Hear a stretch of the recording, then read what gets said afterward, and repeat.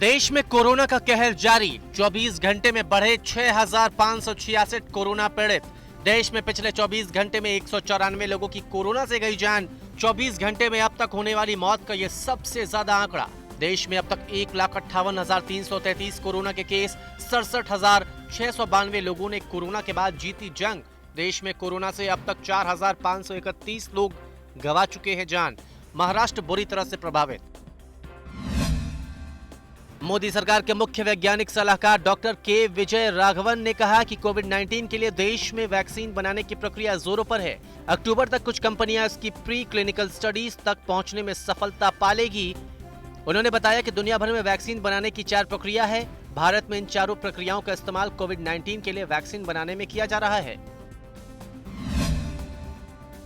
जमातियों पर दिल्ली हाईकोर्ट का आदेश। 9 अलग अलग जगहों पर जमातियों को रखा जाएगा। क्वारंटीन सेंटर से दूसरी जगह शिफ्ट किए जाएंगे जमाती। 955 जमातियों को किया जाएगा शिफ्ट। हाईकोर्ट का आदेश। जमातियों के खाने और अन्य खर्च का इंतजाम जमात खुद करेगी। दूसरी ओर 35 देशों के 910 जमातियों पर चार्जशीट आज दाखिल की गई। 12 चार्जशीट में 3 देशों के 536 जमातियों का नाम। प्रवासियों के मुद्दे पर सुप्रीम कोर्ट का बड़ा फैसला। प्रवासी मजदूरों से नहीं वसूल किया जाएगा रेल बस का कोई भी किराया। राज्य सरकारों को खुद बंदोबस्त करने के निर्देश। सुप्रीम कोर्ट ने कहा प्रवासी मजदूरों को मुहैया कराई जाए खाना, उनके लिए बनाई जाए हेल्प डेस्क। सुप्रीम कोर्ट ने कहा कि मजदूरों तक सुचारू रूप से नहीं पहुंच रही सरकारी मदद। कई जगहों पर सीमा पर छोड़े गए मजदूरों को राज्य लेने को तैयार नहीं।